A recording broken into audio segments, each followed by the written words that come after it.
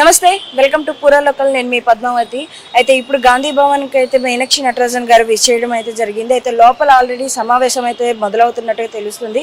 అయితే ఇప్పటికే phone tapping వ్యవహారం అయితే రోజు రోజుకి హీట్ టాపిక్గా మారుతున్న వ్యవహారం అయితే అందరికీ తెలిసిందే.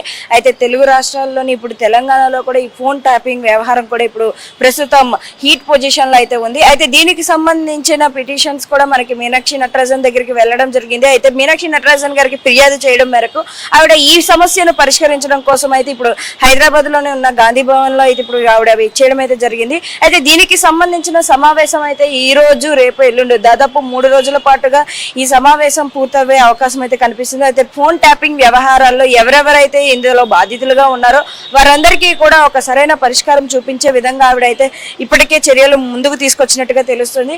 అయితే అసలు ఈ ఫోన్ ట్యాపింగ్ ఎవరు చేస్తున్నారు, ఎక్కడి నుంచి మొదలైంది, అంటే ఇదే ఫోన్ ట్యాపింగ్ వ్యవహారంలో కూడా మీనాక్షి నటరాజన్ గారి ఫోన్ కూడా ట్యాప్ అయిందనే వ్యవహారం అయితే ఇంతకు ముందు కూడా మనం చూసాము. అయితే దీనికి సంబంధించి ఈసారి మీనాక్షి నటరాజన్ గారు అయితే కంప్లీట్ గా ఈ సమస్యకి ఒక పరిష్కారం అయితే తీసుకురావాలి అనేట్టుగా కూడా ఆలోచిస్తున్నట్టు తెలుస్తుంది.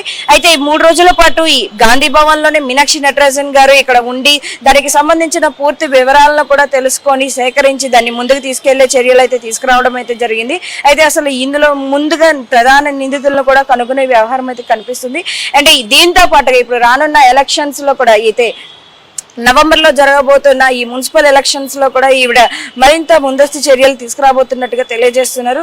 కానీ ఏది ఏమైనప్పటికీ కూడా 2 తెలుగు రాష్ట్రాల్లో కూడా ఫోన్ ట్యాపింగ్ వ్యవహారం అయితే ఎప్పటికప్పుడు హీట్ టాపిక్ గా మారుతున్న పరిస్థితుల్లో ఇప్పుడు తెలంగాణలో ఇది మరింత హాట్ గా మారుతుంది. సో ఇలాంటి వ్యవహారంలో అయితే మీనాక్షి నటరాజన్ గారే స్వయంగా ఈ సమస్యకు పరిష్కారాన్ని కనుగొంటా అంటూ కూడా ఆవిడ ముందుకు రావడంతో పాటుగా వారికి ఎవరైతే ఫిర్యాదులు చేశారో వారందరి పట్ల కూడా ఆవిడ ఈ సమస్యను ముందుకు తీసుకువెళ్ళడానికి నేను చూస్తా అంటూ కూడా మీనాక్షి నటరాజన్ గారు దానికి బదులు ఇవ్వడంతో పాటుగా ఇప్పుడు గాంధీ భవన్ లో రావడం, ఆవిడ దీనికి సంబంధించిన పూర్తి వివరాలను సేకరించడం కూడా ఇప్పటికే మొదలైనట్టుగా తెలుస్తుంది.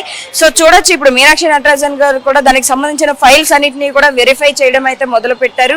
మరి 3 రోజుల పాటు మీనాక్షి నటరాజన్ గారు గాంధీ భవన్ లోనే ఉంటూ ఎక్కడి నుంచే ఆవిడ మొదలు పెట్టాలనుకున్న పనులన్నింటినీ కూడా చేయాలి అనే ఆలోచన అయితే కనిపిస్తున్నట్టు తెలుస్తుంది. అయితే మీనాక్షి నటరాజన్ గారు ముందుగా ఫైల్స్ అన్నింటినీ కూడా పరిశీలించిన తర్వాత మీడియాతో కూడా మాట్లాడతాను అని కూడా ఆవిడ చెప్పడం అయితే జరిగింది.